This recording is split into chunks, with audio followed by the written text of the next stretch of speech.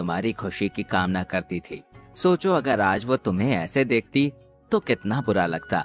वो भी चाहती कि तुम मुस्कुराते रहो, खुश रहो।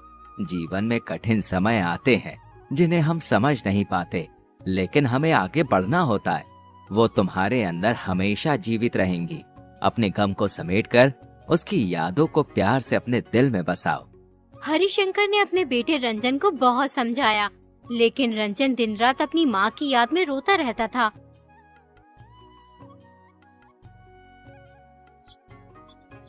फिर एक दिन हरिशंकर के भाई आलोक ने उसे सलाह दी। हरिशंकर, मुझे लगता है कि तुम्हें दूसरा विवाह कर लेना चाहिए। अगर तुम दूसरा विवाह कर लोगे तो रंजन को माँ मिल जाएगी और तुम्हारा घर भी संवर जाएगा, जिससे तुम दोनों का जीवन फिर से खुशहाल हो जाएगा। तुम सही कहते हो। अगर मैं दूसरा विवाह कर लूंगा तो रंजन का दुख दूर हो जाएगा। जब से उसकी माँ इस दुनिया से गई है, तब से उसने रो रो कर अपना हाल बेहाल कर लिया है। ना कुछ खाता है, ना कुछ पीता है, बस हर वक्त अपनी माँ को याद करता रहता है। हरिशंकर ने दूसरी शादी करने का फैसला कर लिया। लोगों ने उसे बहुत सी सुंदर लड़कियों के नाम बताए, लेकिन उसे कोई भी पसंद नहीं आई। फिर उसने इंदु नाम की विधवा औरत से शादी कर ली। उस औरत का एक लड़का भी था जिसका नाम नीरज था। हरिशंकर ने सोचा था कि ये विधवा औरत माँ का दर्द समझती है, लेकिन हरिशंकर की ये सबसे बड़ी भूल थी, क्योंकि उसकी दूसरी पत्नी बहुत चालाक निकली। कुछ ही दिनों में उसने रंजन के साथ बुरा बर्ताव करना शुरू कर दिया। वो रंजन से सारा दिन काम करवाती और एक पल के लिए भी उसे खाली नहीं बैठने देती थी। इस पर भी कई बार वो रंजन को भोजन न देती। बेचारा रंजन बिना कुछ बोले भूखा सो जाता। एक दिन हरिशंकर अपनी पत्नी से कहता है, इंदु, मैं किसी जरूरी काम से शहर जा रहा हूँ। करीब 15 दिन बाद लौटूंगा। तुम दोनों बच्चों का और घर का अच्छे से ध्यान रखना। ठीक है जी, तुम बिल्कुल भी चिंता मत करो, मैं सब कुछ अच्छे से संभाल लूंगी, लेकिन तुम जल्दी लौटने की कोशिश करना। मैं कोशिश करूंगा कि जल्दी लौट सकूं। तो मेरा जरूरी सामान बांध दो, मैं कल सवेरे निकलूंगा ताकि समय पर पहुंच सकूं। अगले दिन हरिशंकर शहर के लिए निकल जाता है। फिर इंदु रंजन से बोलती है, सुनो रंजन, तुम्हारे पिताजी किसी जरूरी काम के लिए शहर गए हैं, इसलिए अब तुम्हें ही इस घर के सारे काम करने होंगे। कल से तुम खेतों पर जाकर काम करना, समझे? लेकिन माँ, मुझे तो खेती का काम नहीं आता, फिर मैं खेतों में कैसे काम करूँगा? अरे माँ मत बोल मुझे, मैं तेरी माँ नहीं हूँ। तेरी माँ तो चल बसी और तुझे मेरे ऊपर बोझ बनाकर छोड़ गई। माँ, ये तुम क्या कह रही हो? सौतेली ही सही, लेकिन तुम तो मेरी माँ हो। मैं भी तुम्हारे बेटे नीरज के जैसे ही हूँ। पिताजी ने तुमसे शादी इसलिए की थी कि मुझे माँ की कमी महसूस ना हो। अरे अपनी बकवास बंद कर। तू नीरज जैसा कैसे हो सकता है? वो तो लाखों में एक है और तू नामुराद कहीं का, हर वक्त बड़े बूढ़ों जैसी बात करता है। जितनी तेरी उम्र है उतनी बातें किया कर। हरिशंकर के जाने के बाद इंदु रंजन पर और भी ज्यादा जुल्म करने लगती है। वो रंजन को सारा दिन खेतों पर काम करने के लिए भेज देती और अपने बेटे नीरज को घर में बैठाकर खूब अच्छी अच्छी चीज खिलाती थी और रंजन को सूखी रोटियां देती थी, वो भी वक्त बेवक्त।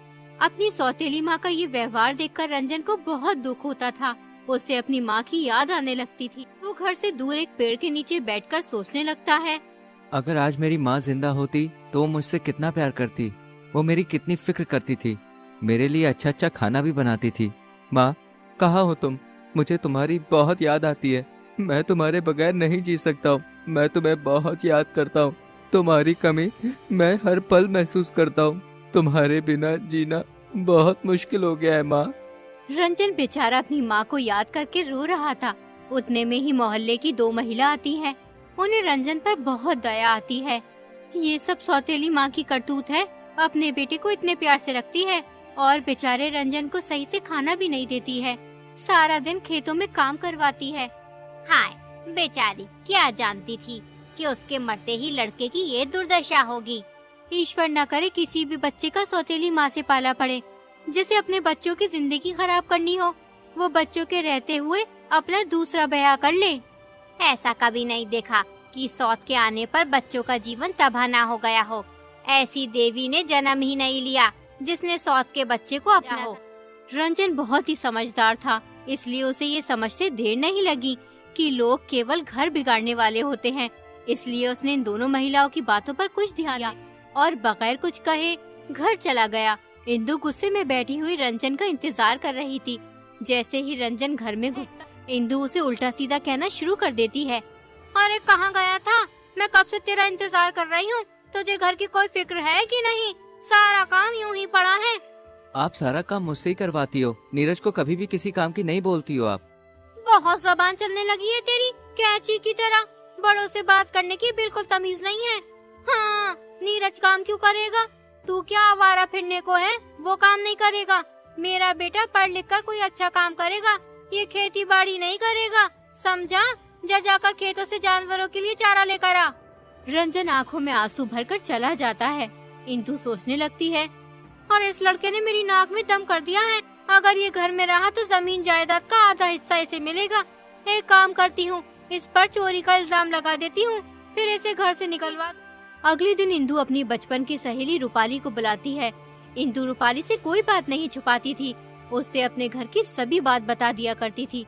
उसे रूपाली पर बहुत विश्वास था, इसलिए वो अपना और रंजन की माता का सारा सोना एक पोटली में बांधकर रूपाली को दे देती है और उससे कहती है, अरे रूपाली, मैं तुम पर बहुत विश्वास करती हूँ, इसलिए तुम्हें ये सोना रखने के लिए दे रही हूँ। तुम इसको संभाल कर रखना और जब मैं तुमसे मांगू तब मुझे वापस कर देना। तुम चिंता ना करो, मैं इसको संभाल कर रखूंगी। लेकिन तुम ये सोना मेरे पास क्यों रख रही हो? दरअसल मैं रंजन को घर से भगाना चाहती हूँ। अगर वो यहाँ रहेगा तो जमीन जायदाद का आधा हिस्सा उसे मिल जाएगा। मैं उस पर गहने चुराने का आरोप लगाऊंगी, फिर उसे घर से भगा दूंगी। लेकिन तुम ये सही नहीं कर रही हो इंदु। रंजन कितना मासूम है, बेचारा बिन माँ का बच्चा है, ये इल्जाम कैसे सहेगा? अभी तुम उसे जानती नहीं हो, बहुत चालू लड़का है। उससे बड़ा निकम्मा मैंने आज तक नहीं देखा। उसकी जबान कैंची की तरह चलती है और घर का कोई काम नहीं करता। सारा दिन आवाराओं की तरह इधर उधर फिरता रहता है। मोहल्ले वालों से मेरी चुगली करता फिरता है कि मेरी माँ मुझे खाने को नहीं देती। इंदु रूपाली को ये झूठी बात इसलिए बता रही होती है जिससे रूपाली उसके गहने रख ले। रूपाली सोने की पोटली लेकर अपने घर चली जाती है। उसके बाद इंदु पूरे गांव में ये अफवाह फैला देती है कि कोई उसके गहने चुरा कर ले गया है, इसलिए वो लोगों को दिखाने के लिए फूट फूट कर रोने लगती है। रोने की आवाज सुनकर गांव की 2 महिला और एक बुढ़ा आती हैं। मेरी माँ ने कितनी मेहनत से पैसे इकट्ठे करके मेरे लिए गहने बनवाए थे। मैं उन गहनों को पहनकर कितना खुश होती थी। जब मैं उन्हें पहनकर कहीं जाती थी तो मेरे सारे दुख दूर हो जाते थे। अब मैं क्या करूँ? मेरा जी ऐसा चाहता है कि मैं कहीं जाकर मर जाऊं। अरे बहू, ऐसा नहीं कहा करते। तू उन गहनों के चक्कर में अपनी जान क्यों लेने पर तुली है? अगर तेरे नसीब में वो गहने होंगे तो तुझे जरूर मिल जाएंगे।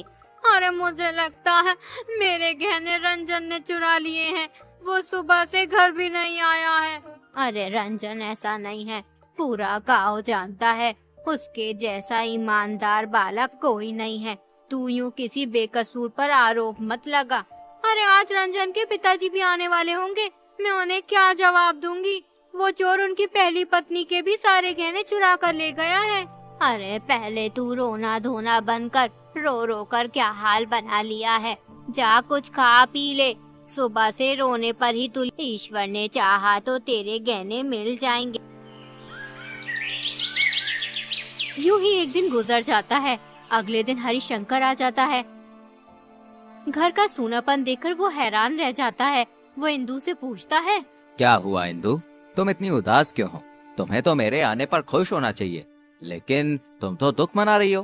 अरे किसी ने मेरे सारे गहने चुरा लिए और तुम्हारी पहली पत्नी के भी। हाँ? तुम ये क्या कह रही हो इंदु? ऐसा कैसे हो सकता है? हमारे घर में किसी की हिम्मत नहीं है घुसने की, फिर गहने कैसे चोरी हो सकते हैं? मैं भी यही सोच रही थी। मुझे लगता है किसी घर के ही इंसान ने वो गहने चुराए हैं। हमारे घर में ऐसा कोई नहीं है जो चोरी कर सके। तुम्हें किस पर शक है? देखो, तुम मुझे गलत मत समझना। मुझे लगता है रंजन ने वो गहने चुराए हैं। रंजन ऐसा कभी नहीं कर सकता। वो बहुत समझदार और ईमानदार लड़का है। मैं ये कभी नहीं मान सकता हूँ कि रंजन चोर है। दरअसल कल रंजन मुझे उल्टा सीधा बोल रहा था, तो मैंने कह दिया तुम्हें बात करने की तमीज नहीं है, इसलिए वो मुझसे नाराज